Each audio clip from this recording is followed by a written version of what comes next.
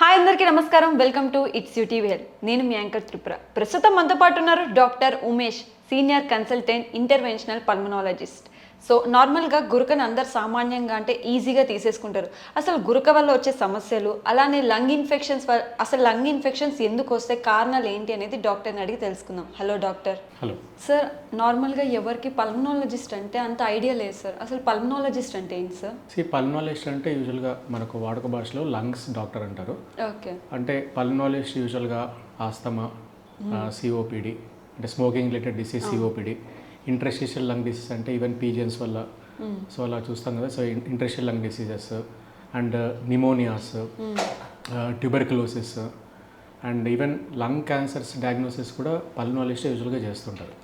And most important వచ్చేసి sleep apnoea disorders అంటే snoring వల్ల వచ్చే స్లీప్ యాప్నియా డిజార్డర్స్, ఇవన్నీ కూడా యూజువల్గా పల్మనాలజిస్టే డీల్ చేస్తారు. ఈవెన్ అలర్జిక్ డిసీజెస్ కూడా పల్మనాలజిస్టే యూజువల్గా చూస్తుంటారండి. ఓకే సార్, ఇప్పుడు చూసుకుంటే పొల్యూషన్ అనేది చాలా పెరిగిపోయింది కంపేర్ టు ప్రీవియస్ ఇయర్స్లో చూసుకుంటే. ఇప్పుడు వెహికల్స్ పెరిగిపోవడం కానీ, ఇంతకుముందు బయట ఒకటే పొల్యూషన్ ఉండేది, ఇప్పుడు ఇండోర్ కూడా మనకి పొల్యూషన్ అనేది చాలా ఎక్కువైపోయింది. సో ఇండోర్ పొల్యూషన్కి అండ్ అవుట్డోర్ పొల్యూషన్కి మన లంగ్స్ అనేది ఎలా ఎఫెక్ట్ అవుతాయి సార్? యూజువల్గా ఇండోర్ అండ్ అవుట్డోర్ పొల్యూషన్ ఇప్పుడు ఆల్మోస్ట్ ఈక్వల్ అని చెప్పాలి. సో ఇండోర్ పొల్యూషన్ ఎందుకు అంత రైజ్ అయిందంటే, అంటే మనం ఇంట్లో ఈ అగరబత్తి కానీ అండ్ తర్వాత ధూప్ స్టిక్స్ కానీ అండ్ ఈవెన్ ఏసీ ఫిల్టర్ సరిగా క్లీన్ చేసి, అంటే ఇప్పుడు కంప్లీట్గా మనం ఏసీస్ ఎక్కువ వాడుతూ ఉంటాము. సో ఈ ఏసీ ఎయిర్ కండిషన్స్ వాడడము అండ్ ఈవెన్ కొందరు స్మోకర్స్ ఇంట్లోనే ఎక్కువ సిగరెట్ స్మోకింగ్ చేస్తూ ఉంటారు. అండ్ మస్కిటో కాయిల్స్, సో ఇవన్నీ కూడా యూజ్ చేయడంతో ఇండోర్ పొల్యూషన్ ఏమవుతుందంటే, ఇంట్లో మనకు పొల్యూషన్ అనేది కొంత పెరిగిపోవడంతో, ఎస్పెషలీ మీరు మోస్ట్ ఇంపార్టెంట్ దీంట్లో ఏది అంటే యూజువల్గా అగర్బత్తీస్ వచ్చేసి almost it is equivalent to cigarette smoking. Suppose ఒక 2 అగర్బత్తీస్ వెలిగించాము, ధూప్ స్టిక్స్ వెలిగించాం అనుకోండి, almost your smoking 2 to 3 cigarettes అనమాట. సో అంత హజార్డ్ కాజ్ చేస్తుంది అగర్బత్తీస్. అండ్ ఈవెన్ ఏసీస్ కూడా తీసుకుంటే కూడా ఇప్పుడు ఏసీ ఇప్పుడు మన హైదరాబాద్లో ఎక్కువ ఎయిర్ కండిషన్స్ బయటనే ఈ పీజియన్స్ అనేది ఎక్కువ కూర్చోవడము.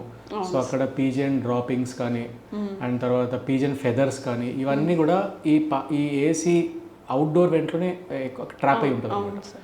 సో ఈ ఏసీసే మనము వాడడంతో, సో అక్కడ నుంచి ఆ డస్ట్, పీజియన్ డస్ట్ ఇవన్నీ కూడా మనము పీల్చుకోవడంతో, so there is a very important condition call as hyper sensitive pneumonitis అంటారు.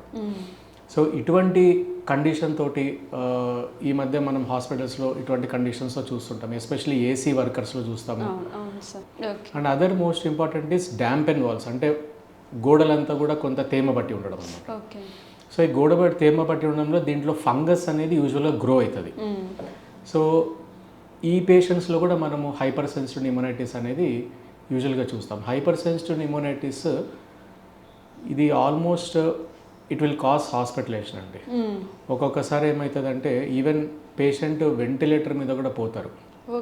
సో అంటే ఎలాగ జరుగుతుందంటే, సో ఎప్పుడైతే ఈ పీజియన్ డ్రాపింగ్స్ కానీ లేకపోతే గోడల్లో తేమ, ఒక ఫంగస్ కానీ మనం చాలా కాలం నుంచి మనం గాలి తీసుకుంటూ ఉండడంతో ఈ పార్టికల్స్ లోపలికి వెళ్ళి ఈ మన గాలి పైప్నంతా కూడా డ్యామేజ్ చేసుకుంటూ వెళ్తుంది. It is cause chronic inflammation అంటారు అనమాట. సో ఎప్పుడైతే పార్టికల్స్ లోపల మనం గాలి తీసుకొని కంటిన్యూస్గా గాలి పైపులని అంటే ఎయిర్వే విండ్ పైప్ని అంతా డ్యామేజ్ చేయడంతో it will lead to lung damage. Okay sir, నార్మల్గా స్మోక్ చేసే వాళ్ళల్లో లంగ్స్ అనేది ఆల్మోస్ట్ డ్యామేజ్డ్ ఉంటాయి.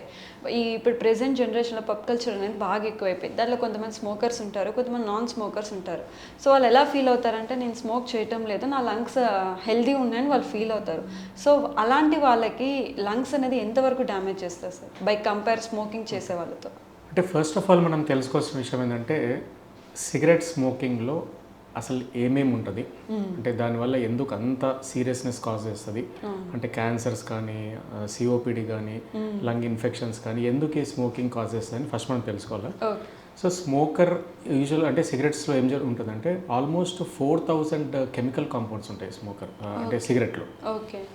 సో దాంట్లో almost 30 to 40 are highly okay, అంటే క్యాన్సర్ కాజింగ్ సబ్స్టెన్స్ ఆల్మోస్ట్ ఒక 30 to 40 సబ్స్టెన్సెస్ ఉంటాయి అనమాట. ఓకే ఓకే, ఇప్పుడు లెటెస్ట్ ఒక smoker he will light a cigarette. Okay, ఇక్కడ స్మోకర్ ఓన్లీ 1/3 ఆఫ్ స్మోకే తీసుకుంటాడు, 2/3 బయటకు వదిలేస్తాడు. ఓకే, సో 1/3 తీసుకుంటేనే స్మోకర్కి అంత రిస్క్ ఉన్నప్పుడు 2/3 తీసుకుంటే అంటే పబ్లిక్ అంటే చుట్టుపక్కల ఉన్న వాళ్ళ 2/3 తీసుకుంటే వాళ్ళకి కూడా ఎంత ఆల్మోస్ట్ ఈక్వల్లీ రిస్క్ ఉంటుంది వాళ్ళకి. సో అంటే దీన్ని సెకండ్ హ్యాండ్ స్మోక్ అంటారు. సెకండ్ హ్యాండ్ స్మోక్ అంటే ఇప్పుడు మా స్మోకర్ గాలి పీల్చిన తర్వాత వదిలేసేది, పక్కన వాళ్ళు ఎవరైనా పీల్చడం జరిగితే దాన్ని సెకండ్ హ్యాండ్ స్మోక్ అంటారు.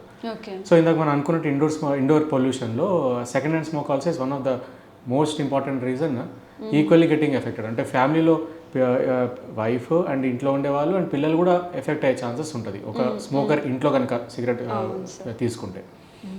And there is a word called third hand smoke అని కూడా అంటారు. థర్డ్ హ్యాండ్ స్మోక్ ఏంటంటే ఇప్పుడు యూజువల్గా స్మోకింగ్ చేసిన తర్వాత పొగ అంతా కూడా మనకు చుట్టుపక్కల వెళ్తుంది, బట్ పార్టికల్స్ అంతా కూడా కిందికి వెళ్ళి సస్పెండ్ అయ్యి ఈ కార్పెట్స్ మీద తర్వాత ఫ్లోర్స్ మీద ఉంటుంది అనమాట. సో చిన్నపిల్లలు ఇన్ఫాంట్స్ ఎవరు దోగాడే పిల్లలు ఉంటారు కదా, వాళ్ళు ఈ అంటే కింద ఫ్లోర్ మీద దోగాడుతున్నప్పుడు ఆ పార్టికల్స్ అని తీసుకొని వాళ్ళు usually they will be keeping inside there mouth, వాళ్ళ హ్యాండ్స్ కానీ అవంతా కూడా. సో చిన్న పిల్లలు కూడా అంటే ఇన్ఫాంట్స్ పాకే క్రాలింగ్ చేసే పిల్లలు కూడా ఎఫెక్ట్ అవుతారు అనమాట. This called as third hand smoke అని అంటారు. అది సో ఫస్ట్ హ్యాండ్ స్మోక్ ఈ స్మోకర్, సెకండ్ హ్యాండ్ స్మోక్ ఈ చుట్టుపక్కల వాళ్ళు, అండ్ థర్డ్ హ్యాండ్ స్మోక్ అంటే ఎవరైతే పిల్లలు క్రాలింగ్ ఇన్ఫాంట్స్ తర్వాత వాళ్ళు కూడా ఎక్స్పోజ్ అయ్యే అవకాశం ఉంటుంది ఒక స్మోకింగ్ సబ్స్టెన్సెస్కి. సో లంగ్ అంటే స్మోక్ చేస్తే ఆటోమేటిక్గా మన లంగ్ అనేది ఇన్ఫెక్షన్ అవ్వడం స్టార్ట్ అవుతుంది. సో వాళ్ళకి ఫస్ట్ ఇన్ఫెక్షన్ స్టార్ట్ అయినప్పుడు చూపించే సిమ్టమ్ ఏంటి సార్? అంటే ఫస్ట్ స్మోకింగ్ జరుగుతున్నప్పుడు అంటే స్మోకర్కి ఏం జరుగుతుంది అంటే when ever they inhale smoke అంటే ఎప్పుడైతే పొగ పీల్చుకుంటారో మనకు గాలి పైపులో యూజువల్గా అంటే ఎయిర్వేలో ఒక డిఫెన్స్ మెకానిజం ఉంటుంది. అంటే ఏదైనా ఒక స్మోక్ కానీ ఒక పార్టికల్ కానీ ఒక వైరస్ కానీ బ్యాక్టీరియా ఎంటర్ అయినప్పుడు మనకు బాడీలో ఒక ఇమ్యూనిటీ డిఫెన్స్ మెకానిజమ్స్ ఉంటుంది. సో ఇమ్మీడియట్గా ఏమవుతుందంటే అది ఆ పార్టికల్ అంతా కూడా సరౌండ్ చేసేసి మన రక్త కణాలు సరౌండ్ చేసేసి లిమిట్ చేసేసి అక్కడితో బ్యాక్టీరియా ఇన్ఫెక్షన్ని లిమిట్ చేసేస్తుంది అనమాట. స్మోకర్స్లో ఏం జరుగుతుందంటే ఈ గాలి అంటే ఎయిర్వేలో ఉన్న లైనింగ్ అంతా కూడా ఆల్మోస్ట్ బర్న్ అయిపోతుంది. ఓకే, సో డిఫెన్స్ మెకానిజం అంటే మనకు లోపల ఒక ఇమ్యూనిటీ ఏదైతే ఉంటుందో అది కూడా మొత్తం ఆల్మోస్ట్ బర్న్ అయిపోయి ఉండడంతో ఈ స్మోకర్స్లో ఎప్పటికైతే ఇన్ఫెక్షన్స్ అంటే వాళ్ళు ఎప్పుడైనా మనకు యూజువల్ థ్రోట్ ఇన్ఫెక్షన్స్ అనే సీజన్లో వస్తుంటాయి కదా, వీళ్ళలో థ్రోట్ ఇన్ఫెక్షన్స్తో పాటు కింద లంగ్స్ కూడా స్ప్రెడ్ అయిపోయి ఎందుకంటే ఇమ్యూనిటీ ఉంటుంది వీళ్ళకు. సో లంగ్స్కి అంతా స్ప్రెడ్ అయిపోయి నిమోనియాస్ రావడం అనేది మనం చూస్తూ ఉంటాము వీళ్ళ స్మోకర్స్లో అనేది. సో వీళ్ళకి ఇమ్యూనిటీ అనేది ఆల్మోస్ట్ కాంప్రమైజ్ అంటే చాలా తక్కువ ఉంటుంది ఇమ్యూనిటీ. వీళ్ళలోనే మనం నిమోనియాస్ కానీ ఇవన్నీ చూస్తూ ఉంటాం అనమాట మనము స్మోకర్స్లో. సార్ లంగ్ ఇంప్లాంటేషన్ జరుగుతుందా సార్ నార్మల్గా? లంగ్ ట్రాన్స్ప్లాంట్ అంటారు. అంటే lung transplant is a very big thing అండి. అది ఎట్లాగంటే ఇప్పుడు యూజువల్గా లంగ్స్ అంతా కూడా డ్యామేజ్ అయిపోయి అంటే ఇంటర్స్టిషియల్ లంగ్ డిసీజ్ అని ఇందాక మనం మాట్లాడుకున్నాం కదా, పీజియన్స్ వల్ల కొన్ని డిసీజెస్ ఆటో ఇమ్యూన్ డిజార్డర్స్ వల్ల, తర్వాత ఈ మధ్య కోవిడ్ వల్ల మనకు కోవిడ్ ఫైబ్రోసిస్ అయిపోయి లంగ్స్ అంతా కూడా డ్యామేజ్ అయిపోయినాయి. సో ఆ కండిషన్స్లో అంటే చాలా కాలం నుంచి క్రానిక్ లంగ్ డిసీజెస్ అంటారు. సో వీళ్ళలో ఏ మందులు పనిచేయవు, ఇంకా ఇన్హేలర్స్ కానీ ఏదైనా ఇమ్యూనో సప్రెసెన్స్ టాబ్లెట్స్ తీసుకుంటున్నా కానీ, ఆ తర్వాత కొన్ని యాంటీఫైబ్రోటిక్స్ అంటే కోవిడ్ టైంలో యాంటీఫైబ్రోటిక్స్ ఇచ్చాము ఎక్కువ. సో ఈ టాబ్లెట్స్ అన్నీ వాడుతున్నా కూడా ఈ క్రానిక్ లంగ్ డిసీజ్ అంటే ఈ డ్యామేజ్ అనేది ఇంప్రూవ్ కాదనమాట ఇంకా. సో ఇవన్నీ ప్రోగ్రెస్ ఇంకా డ్యామేజ్ అవుతూనే ఉంటుంది అనమాట. సో వీళ్ళలో ఎప్పుడైతే క్రానిక్ లంగ్ డిసీజ్ వచ్చి ఆక్సిజన్ లెవెల్స్ బాగా డ్రాప్ అయిపోయి అంటే కూర్చున్నా కూడా ఆక్సిజన్ లెవెల్స్ 80 కంటే పడిపోయి ఉండడం వల్ల ప్లస్ హార్ట్ కూడా ఎఫెక్ట్ అయిపోతుంది. ఆక్సిజన్ లెవెల్స్ ఎప్పుడైతే చాలా డ్రాప్ అయిపోయి ఉంటుందో కొన్ని సంవత్సరాల నుంచి ఆక్సిజన్ లెవెల్స్ తక్కువ ఉండే వాళ్ళకి హార్ట్ కూడా ఎఫెక్ట్ అవుతుంది అనమాట. సో వీళ్ళలోనే మనం యూజువల్గా ట్రాన్స్ప్లాంట్ అనేది కన్సిడర్ చేస్తాము. సో ట్రాన్స్ప్లాంట్స్ కూడా it is not like a simple అంటే it is on waiting list అనమాట. ఆ తర్వాత అట్లా ట్రాన్స్ప్లాంట్ టీమ్ అక్కడికి వెళ్ళి లంగ్స్ని తెచ్చుకొని ఇటువంటి క్రానిక్ లంగ్ డిసీజ్ పేషెంట్స్లో ట్రాన్స్ప్లాంట్స్ అనేది చేస్తారు. దిస్ ఈజ్ లాస్ట్ రిసార్ట్ అండి యూజువల్గా.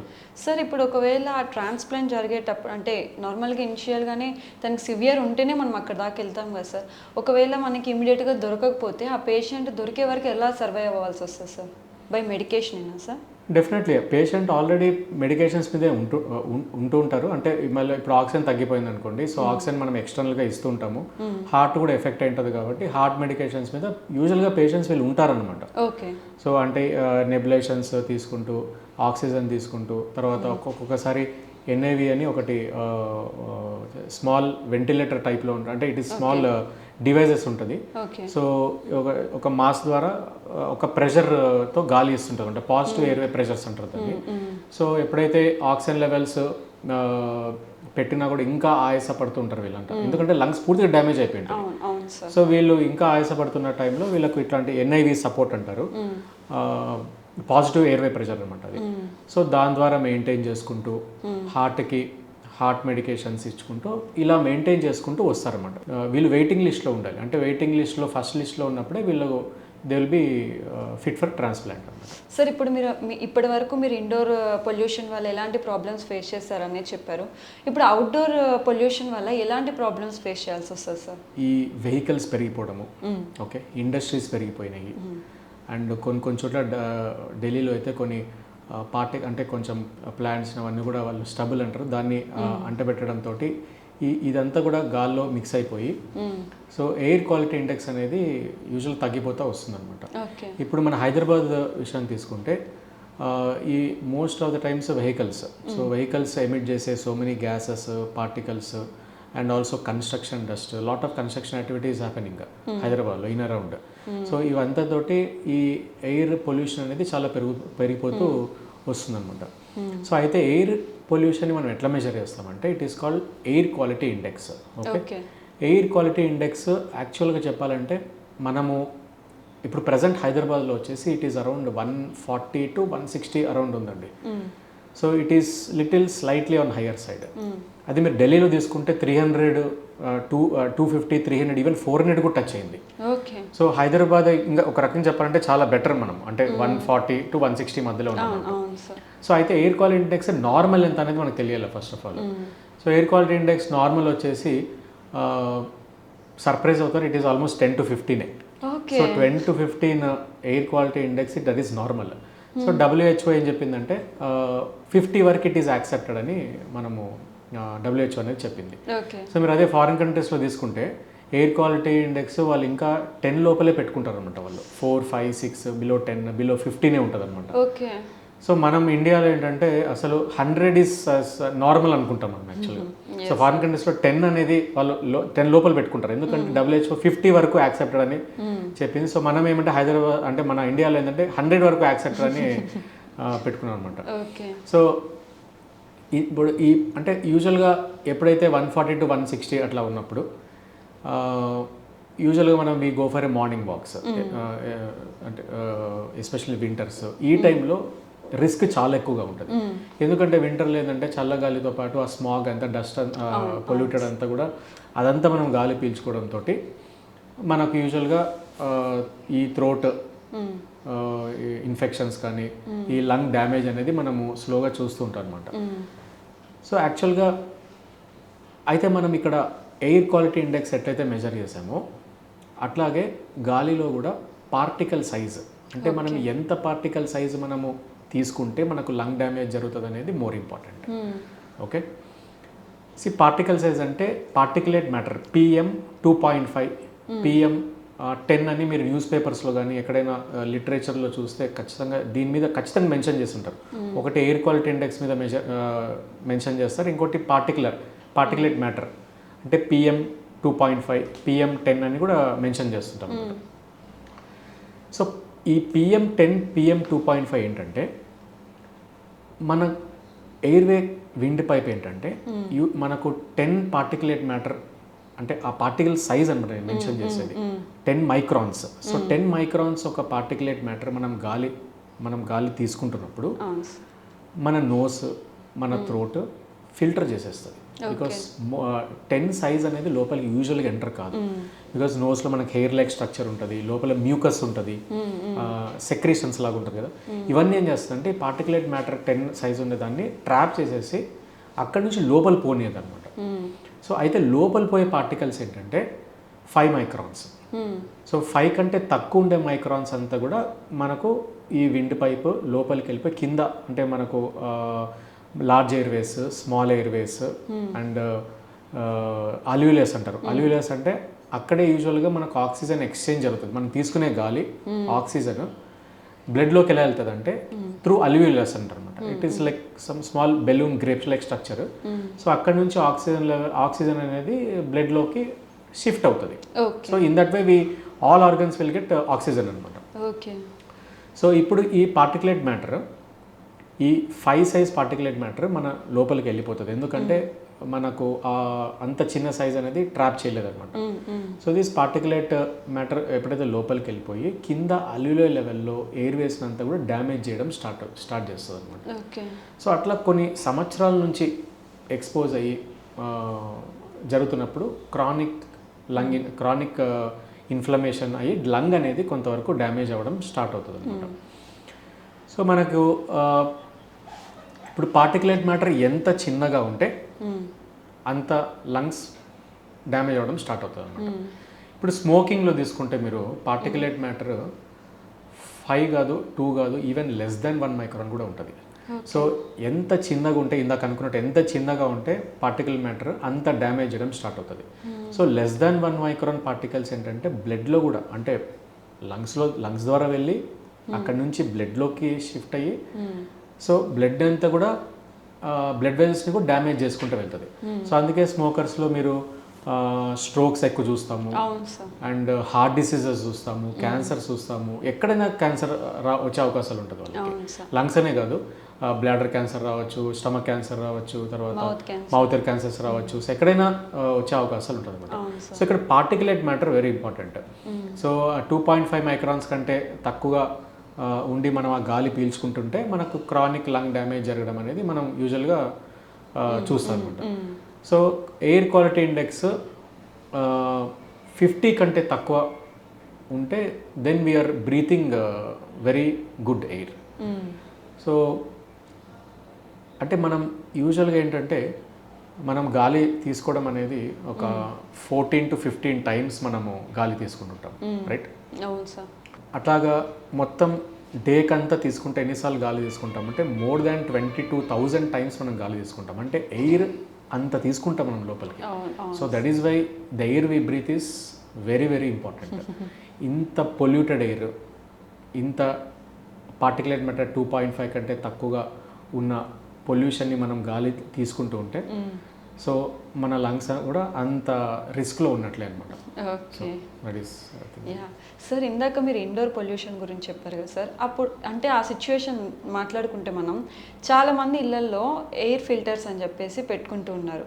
అవి ఎంతవరకు సపోర్ట్ చేస్తాయి సార్? నిజంగానే ఆ ఫిల్టర్స్ పెట్టుకోవడం వల్ల ఎయిర్ పొల్యూషన్ అనేది తగ్గుతుందా ఇండోర్లో? అంటే మేము యూజువల్గా చాలా కామన్గా అడుగుతుంటారండి ఇప్పుడు, ఎస్పెషలీ ఈ ఆస్తమా పేషెంట్స్ కానీ సిఓపిడి పేషెంట్స్ అట్లా యూజువల్గా లంగ్ డిసీజ్ ఉండే వాళ్ళలో ఈ కామన్ క్వశ్చన్ అవుతుంది, ఎయిర్ ఫిల్టర్స్ హెల్ప్ అవుతుందా లేదా అనేది. సో ఎయిర్ ఫిల్టర్స్ ఏంటంటే ఇప్పుడు ఎయిర్ ప్యూరిఫైయర్స్ ఏంటంటే అంటే ఒక పర్టికులర్ ఈ రూమ్ అనుకోండి, ఒక 180 స్క్వేర్ ఫీట్ 200 స్క్వేర్ ఫీట్ వరకు అది ఫిల్టర్ చేయగలుగుతుంది. అది కూడా దాంట్లో పార్టికులేట్ మ్యాటర్ గురించి మనం మాట్లాడుకున్నట్టు 2.5 మైక్రాన్స్ కంటే తక్కువ పార్టికల్స్ని అది ఫిల్టర్ చేయలేదు అసలు. ఓకే. సో ఈ ఎయిర్ ప్యూరిఫైయర్స్ ఏంటంటే కొంతవరకు ఒక చిన్న రూమ్కి మనం ప్యూరిఫై వరకు అంటే చేయగలుగుతుంది ఖచ్చితంగా. కానీ మొత్తం హౌస్ అంతా పెట్టుకోవాలంటే it is again affordability issue. So ఒక air purifiers will be more than almost 15 అవ్వచ్చు, 20,000 అవ్వచ్చు ఒక క్వాలిటీ ఎయిర్ ప్యూరిఫైర్స్. సో అట్లా ఇంట్లో అంతా పెట్టుకుంటే ఒక 1 lakh పెట్టి మనం ఇంట్లో అన్ని ఎయిర్ ప్యూరిఫైర్స్ పెట్టుకున్నా కూడా ఓన్లీ 2.5 మైక్రాన్స్ వరకే అది ఫిల్టర్ చేయగలుగుతుంది. అంతకంటే తక్కువ size particles still will be under risk of breathing that polluted air అనమాట. So to some extent definitely it will be helpful అండి. అయితే ఏంటంటే ఇప్పుడు హెపా ఫిల్టర్స్ అంటారు. హెపా ఫిల్టర్స్ అంటే యూజువల్ హాస్పిటల్లో మనము ఇన్స్టాల్ చేస్తారు అనమాట. ఈ హెపా ఫిల్టర్స్కి కొంచెం దీనికి ఎక్కువ కెపాసిటీ ఉంటుంది.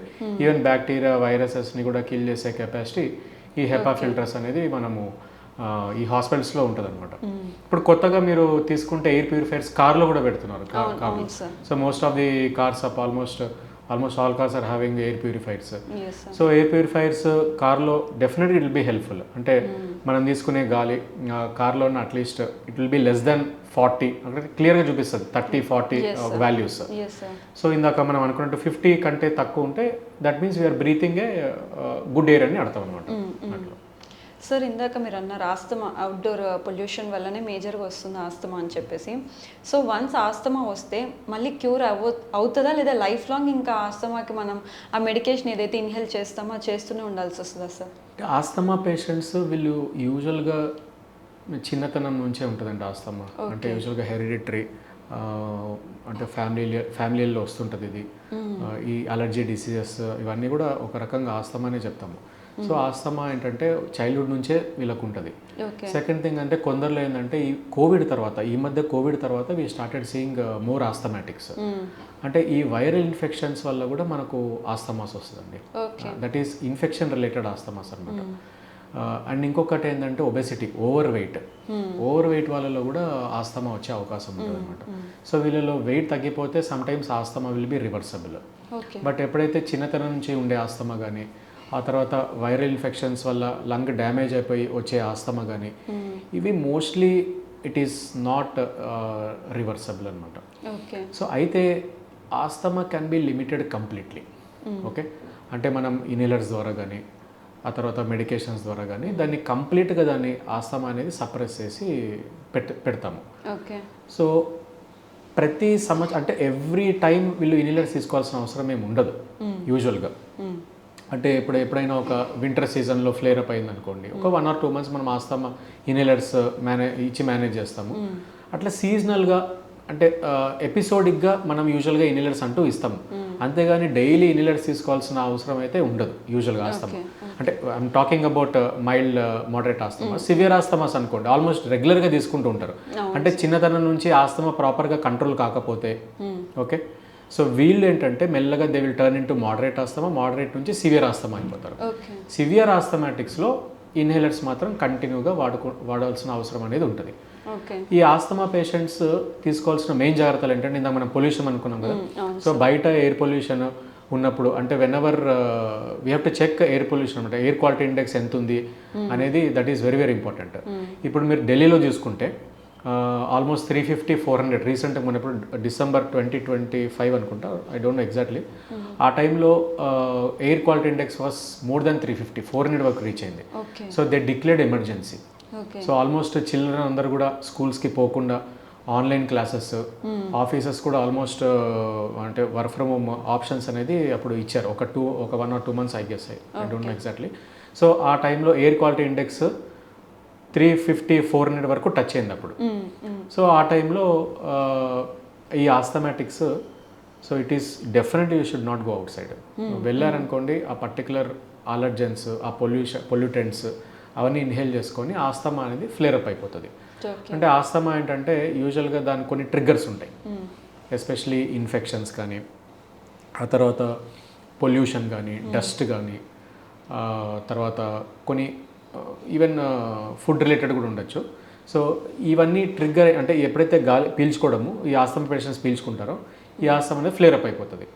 సో వీళ్ళు ప్రాపర్గా ఆ టైంలో ఒక పల్మనాలజిస్ట్ దగ్గర వెళ్ళి ఇన్హేలర్స్ తీసుకోకుండా అలాగే డిలేడ్ ట్రీట్మెంట్ కానీ డిలేడ్ ప్రెజెంటేషన్స్లో కానీ అప్పుడే యూజువల్గా ఆస్తమా వాళ్ళు హాస్పిటల్స్కి వచ్చి అడ్మిట్ కావడం అనేది జరుగుతుంది యూజువల్గా. ఓకే సార్, ఇప్పుడు అందరూ మెయిన్గా చెప్పే కంప్లైంట్ ఏంటంటే గురక గురించి ఎక్కువ కంప్లైంట్స్ అయితే వస్తున్నాయి ప్రెసెంట్. సో కొంతమంది అంటే ఓవర్ వర్క్ వల్ల గురక వస్తుంది అంటారు. అంటే గురక నేను ఎవరంతా సీరియస్గా కూడా తీసుకోవటం లేదు, బట్ అది చాలా మేజర్ ప్రాబ్లం అని కూడా వింటూ ఉంటాం మనము. సో గురక అంటే నార్మల్గా వర్క్ చేస్తున్నప్పుడు అంటే అలిసిపోయి వచ్చే గురక ఈజ్ డిఫరెంట్, అండ్ జనరల్గా కొంతమంది డైలీ గురక పెడుతూ ఉంటారు.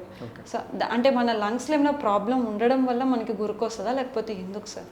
గురకం మాత్రము it is because of over weight అండి. ఓకే, అంటే ఏం జరుగుతుందంటే పడుకున్నప్పుడు మనము యూజువల్గా మన ఎయిర్వే ఆల్మోస్ట్ డయామీటర్ ఆల్మోస్ట్ ఒక ఈ డయామీటర్లో ఉన్నప్పుడు సో మనకు రెగ్యులర్గా కొంత మజిల్స్ అనేది పడుకున్నప్పుడు రిలాక్స్ అవుతుంది. అంటే కొంత డయామీటర్ అనేది కొంచెం ఈ సైజ్కి తగ్గుతుంది అనమాట. సో అదే ఒబెసిటీ అంటే ఓవర్ వెయిట్ పేషెంట్స్లో ఏం జరుగుతుందంటే ఇట్లా మూసుకపోవాల్సింది ఆల్మోస్ట్ ఈ లెవెల్లో మూసుకపోతుంది. ఓకే ఓకే, మన ఎయిర్వే అనేది, అప్పర్ ఎయిర్వే అనేది. అండ్ సెకండ్ థింగ్ ఏంటంటే వీళ్ళు ఈ మొత్తం ఈ ఫ్యాట్ ఎక్కువ ఉండడంతో ఏమవుతుందంటే ఈ టంగ్ అనేది వెనక్కి పడిపోవడము. ఓకే ఓకే, అండ్ యువిలా అంటారు, అంటే చిన్న నాలుక అంటారు కదా ఆ బ్యాక్ సైడ్. సో అది కూడా ఎక్కువగా అంటే ఎలాంగేటెడ్ యువిలా ఉండడము. సో ఇవన్నీ ఏం చేస్తుందంటే టంగ్ ఏమో వెనక్కి పడిపోవడము, ఈ పైనుంచి యువిలా ఏమో ఎయిర్వేని ఇట్లా కొలాప్స్ చేస్తుంది అనమాట. ఓకే సో అంటే ఎయిర్వే గాలి క్లియర్గా పోవాల్సిన పాత్లో కింద నుంచేమో టంగ్, పైన నుంచేమో ఈ యువిలా అనేది బ్లాక్ చేసేస్తుంది. ఎప్పుడైతే ఇట్లా బ్లాక్ చేసినప్పుడు వీళ్ళు గాలి కోసము they snore very loudly. Snoring is actually A protective mechanism అండి. అంటే ఎట్లా అంటే ఇప్పుడు గాలి పోకుండా ఆగిపోయినప్పుడు మన brain will immediately give an alarm. అంటే గట్టిగా గాలి తీసుకోవాలని మనం ఇమ్మీడియట్గా మనము గట్టిగా స్నోర్ చేసి we take a long breath. But ఆ స్నోర్ కంటే ముందు ఫేజ్ గాలి తీసుకోకుండా ఉంటారని చెప్పాను కదా, దట్ ఈజ్ మోస్ట్ డేంజరస్. అంటే ఆ టైంలో వీ కాల్ యాప్నియా. యాప్నియా అంటే ఒక 6 to 10 seconds గాలి తీసుకోకుండా ఉంటారు. ఎందువలన? ఎయిర్వే కొలాప్స్ అయిపోవడం వలన. ఎందువల్ల అంటే వెయిట్ ఎక్కువ అయిపోయి ఓవర్ వెయిట్ అయిపోయి సో ఆ ప్యాసేజ్, గాలి తీసుకోవాల్సిన ప్యాసేజ్ అంతా బ్లాక్ అయిపోయి గాలి తీసుకోకుండా ఒక 6 to 10 seconds ఉంటారు. That is called apnea. ఈ యాప్నియా టైంలో ఆక్సిజన్ లెవెల్స్ పడిపోతుంది. ఓకే ఓకే, సో అటువంటి యాప్నియా ఎపిసోడ్స్ ఈ స్నోరింగ్ పేషెంట్స్కి అంటే ఒబెసిటీ పేషెంట్స్కి చాలా ఉంటాయి. So usually we calculate by sleep studies. So multiple episodes of apneas ఉంటాయి. So which will lead to, అంటే ఎప్పుడైతే ఆక్సిజన్ లెవెల్స్ పడిపోయి యాప్నియా రావడం జరుగుతుందో, సో ఈ multiple apneas we calculate and we usually label it as అంటే sleep apnea, snoring related sleep యాప్నియాని మనం డయాగ్నోస్ చేస్తాం అనమాట. సో ఆక్సిజన్ లెవెల్స్ పడిపోయినప్పుడు మనకు body will be under stress. మనం గాలి ఒక మినిట్ తీసుకోకపోయినా కూడా we will feel lot of stress. అట్లాగా అటువంటి మల్టిపుల్ ఎపిసోడ్స్ యాప్నియాస్ ఉండడంతో ఆక్సిజన్ లెవెల్స్ పడిపోయినప్పుడు heart will go under stress. Okay, so వీళ్ళలోనే అర్లీ హైపర్ టెన్షన్ అంటే బీపీ రావడము, okay, early diabetic, early sugar, early ఏజ్లోనే షుగర్స్ రావడము. ఓకే, ఈవెన్ అంటే నాట్ టు భయపెట్టాలని కాదు, even oxygen levels night time పడిపోయిన వాళ్ళలో వీళ్ళలో హార్ట్ అటాక్స్ రావడము, స్ట్రోక్ రావడం కూడా ఈ స్లీప్ యాప్నియా వల్ల యూజువల్గా జరుగుతుంటుందండి. అంటే 65 కంటే ఆక్సిజన్ లెవెల్స్ పడిపోయింది అనుకోండి, అప్పుడు మనకు హార్ట్ రిథంలో we see changes. So arrhythmia అంటాము. సో ఇటువంటి అరిథ్మియాస్ ఎక్కువగా ఉండడము, ఒకసారి హార్ట్ స్ట్రెస్లోకి వెళ్ళిపోయి హార్ట్ అటాక్స్ రావడం అనేది మనము ఈ స్లీప్ యాప్నియా నైట్ టైం ఈవెంట్స్లో యూజువల్ చూస్తుంటాం. అంటే మనం స్ట్రోక్స్ కూడా మనము నైట్ టైంలోనే జరుగుతారు, అంటే రాత్రి పడుకున్న అర్లీ మార్నింగ్స్లోనే యూజువల్గా జరుగుతుంటాయి. ఎందుకంటే స్నోరింగ్ ఉండడము, ఆక్సిజన్ లెవెల్స్ పడిపోవడము, ఈ టైంలోనే హార్ట్ అటాక్స్ రావడము, స్ట్రోక్స్ రావడం, అంటే బ్రెయిన్ స్ట్రోక్స్ రావడం అనేది మనం కామన్గా చూస్తాం అనమాట. So it is all over weight obesity related అండి, to conclude in one sentence. ఇప్పుడు లైఫ్ స్టైల్స్ వల్ల ఈ ఓవర్ వెయిట్ అనేది చాలా ఎక్కువ అయిపోయి ఈ స్నోరింగ్ డిసీజెస్ అనేది మనము ఎక్కువగా చూస్తున్నాం అనమాట.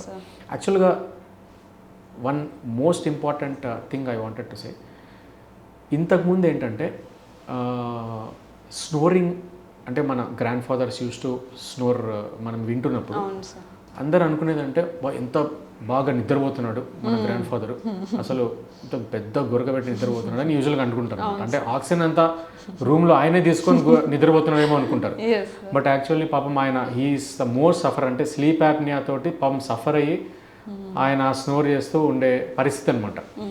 సో తర్వాత మెడిసిన్ ఏమైందంటే ఇప్పుడు అర్లీ డయాబెటిక్ అంటే యంగర్ ఏజ్ గ్రూప్లోనే బీపీ చూడడము, షుగర్ చూడడం మనం చూస్తున్నాం అనమాట. సో ఈ పర్టికులర్ 3-4 డికేడ్స్ నుంచే మెడిసిన్ కంప్లీట్లీ చేంజ్డ్ అండి. ఏమైందంటే ఇంతకుముందు బీపీ షుగర్ వచ్చాక మందులు ఇచ్చేవాళ్ళం. ఇప్పుడు ఏంటంటే బీపీ షుగర్ ఇంత అర్లీ ఏజ్లో ఎందుకు వస్తుంది అని రీసెర్చ్ చేయడంతో తెలుసుకున్న విషయం ఏంటంటే it is because of sleep apnoea. Okay, so first of ఇప్పుడు ఎవరికైనా బీపీ షుగర్ వచ్చిందనుకోండి అర్లీ ఏజ్ గ్రూప్ వాళ్ళకి, first you have to check sleep అండి. సో స్లీప్ అంటే స్నోరింగ్ ఉందా వీళ్ళకి, స్లీప్ యాప్నియా ఉందా అనేది first you have to check that. So అది ఉంది అంటే suppose if you correct that sleep apnoea, BP sugar కూడా ఆల్మోస్ట్ కరెక్ట్ అయిపోతుంది అట్లా అనమాట. ఈవెన్ బీపీ షుగర్ వచ్చిన వాళ్ళలో అంటే ఇప్పుడు 60-70 ఇయర్స్ వాళ్ళలో ఎక్కువ మనం చూస్తాం కదా, వీళ్ళల్లో కూడా ఏమవుతుందంటే స్లీప్ యాప్నియా ఏం చేస్తుందంటే బీపీ ఉన్న బీపీ ఇంకా ఎక్కువ కాజ్ చేయడం అనమాట. ఆల్రెడీ బీపీ మెడికేషన్స్ మీద ఉంటారు, ఈ స్లీప్ యాప్నియా వల్ల ఇంకా బీపీ పెరుగుతుంది అనమాట. అంటే మెడికేషన్స్ తీసుకున్నా కూడా బీపీ కంట్రోల్ అవ్వదు, ఈవెన్ షుగర్ మెడికేషన్స్ తీసుకున్నా కూడా షుగర్ కంట్రోల్ కాదనమాట.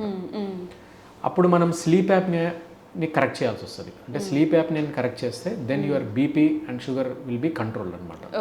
సో అంటే అంత స్ట్రెస్ కాజ్ చేస్తుంది స్లీప్ యాప్నియా హార్ట్ మీద, మన బాడీలో మెటబాలిక్ చేంజెస్, అంత స్ట్రెస్ కాజ్ చేసి it will lead to all these diseases అండి. So sleep apnea you have to, snoring ఉందంటే ఖచ్చితంగా if you are snoring louder and that is heard, పక్క రూమ్ కినబడుతుంది, ఆ పక్క రూమ్ కినబడుతుంది అంటే definite you have to get tested. Okay, yes sir. Sir ఇప్పుడు జనరల్గా కోల్డ్ చేసినప్పుడు చాలామందికి తెవడ అనేది వస్తూ ఉంటుంది, అది కొంచెం డార్క్ గ్రీన్ కలర్లో కొంతమందికి కనిపిస్తూ ఉంటుంది. సో అలా డార్క్ గ్రీన్ ఉన్నప్పుడు మనకి లంగ్ ఇన్ఫెక్షన్ వచ్చే ఛాన్సెస్ ఏమైనా ఉంటుందా సార్? అంటే సిమ్టమ్ ఏమైనా చూపిస్తుంది అది ముందుగా మనకి? అంటే colour change in colour of sputum అంటారు, అంటే మన గల్ల అవ్వచ్చు, తెమడ అని అంటారు కొందరు ఈ ఆంధ్ర సైడ్ అయితే శ్లేషం అంటారు. So whatever maybe the word. So ఈ కలర్ ఎప్పుడైతే చేంజ్ అవుతుందో secretions, that is sign of infection. So most of the infections throat infections ఉంటాయండి. Almost all infections by throat infections. Very few infections pneumonias రావడం అనేది జరుగుతుంది. అంటే ఎవరిలో అంటే ఇమ్యూనిటీ చాలా తక్కువ ఉండే వాళ్ళలో, చెప్పాము కదా ఇందాక, ఈ asthma patients, COPD patients, smoker patients and heart patients, తర్వాత డయాలసిస్ కిడ్నీ ట్రాన్స్ప్లాంట్స్ ఉంటారు, అండ్ కొందరు ఈవెన్ క్యాన్సర్ పేషెంట్స్ ఉంటారు. సో వీళ్ళలో ఏంటంటే ఇమ్యూనిటీ కొంత తక్కువ ఉంటుంది కాబట్టి ఈ థ్రోట్ ఇన్ఫెక్షన్స్ నిమోనియాస్గా కన్వర్ట్ అయిపోయే అవకాశాలు ఉంటుంది అనమాట. Okay, so last and final question sir. So మన లంగ్స్ని హెల్తీగా పెట్టుకోవాలంటే ఎలాంటి కేర్ తీసుకోవాల్సి వస్తుంది సార్? అంటే ఇప్పుడు మనము తీసుకునే గాలి అనేది it is more important, right? అంటే మనం ఇప్పుడు ఎప్పుడైతే we usually go outdoor, so ఆ టైంలో ఎస్పెషలీ వింటర్ కండిషన్స్లో ఇప్పుడే ఇన్ఫెక్షన్స్ అనేది యూజువల్గా ట్రాన్స్ఫర్ అవుతుంది కాబట్టి better to use mask. Even outdoor పొల్యూషన్ని కూడా మనం ప్రొటెక్ట్ చేసుకోవాలి అంటే definitely you have to use mask. అయితే ఏ type of mask is very important. So N95 mask అనేది ఇట్ ఈస్ వెరీ ఇంపార్టెంట్ అండి. N95 మాస్క్ అంటే మిగతా మాస్క్లు ఏంటంటే చిన్న క్లాత్ మాస్క్ ఉంటుంది, బయట మెడికల్ షాప్స్లో దొరుకుతుంది, it is useless almost. So N95 mask ఏంటంటే అదే మనం ఇందాక పార్టికులేట్ మ్యాటర్ గురించి మాట్లాడుకున్నాం కదా. So PM particulate matter 2.5 microns ఈ N95 మాస్కే ఫిల్టర్ చేస్తుంది. సో మాస్క్ యూజువల్గా ఎప్పుడైతే మనము అవుట్డోర్ పొల్యూషన్ అంటే మనం మార్నింగ్ టైమ్స్లో డైలీ ట్రావెలర్స్ ఉంటారు, బైక్లో ఆఫీస్లో పోతుంటారు, సో వీళ్ళందరూ కూడా డెఫినెట్గా you have to wear mask. And second is public ప్లేసెస్లో కానీ, పిలిగ్రిమ్స్ పోయినప్పుడు కానీ, పబ్లిక్ ట్రాన్స్పోర్ట్ యూజ్ చేస్తున్నప్పుడు కానీ, so definitely you have to use mask అండి. That is very very important. And other way to protect your lungs is అంటే asthma కానీ, COPD patients కానీ, లో ఇమ్యూనిటీ ఉండే వాళ్ళలో how to protect your lungs ఏంటంటే you have to take vaccines అండి. So vaccines is very important. Available vaccines are only 2 vaccines, అంటే pneumonia vaccine ఒకటి ఉంది, ప్లస్ ఫ్లూ వ్యాక్సిన్స్ ఉన్నాయన్నమాట. సో ఈ వ్యాక్సిన్స్ ఎస్పెషలీ ఇందాక చెప్పిన వాళ్ళలో అంటే ఆస్తమా, సిఓపిడి, ఫ్రీక్వెంట్గా నిమోనియాస్ వచ్చే వాళ్ళలో, స్మోకర్స్లో అండ్ ట్రాన్స్ప్లాంట్ పేషెంట్స్, క్యాన్సర్ పేషెంట్స్లో ఖచ్చితంగా మనము వ్యాక్సిన్స్ అనేది సజెస్ట్ చేస్తాం అనమాట. Pneumonia vaccines and flu vaccines. Okay, thank you so much sir. అంటే చాలా మందికి కూడా తెలియదు ఎయిర్ పొల్యూషన్ ఎంత క్యాలిక్యులేట్ చేస్తారు, ఎంత ఉంటుంది అనేసి. సో ఈరోజు మాకు అవేర్నెస్ ఇచ్చినందుకు కూడా thank you so much sir. Thank you for inviting me for this podcast and share my experiences to your audience. Yes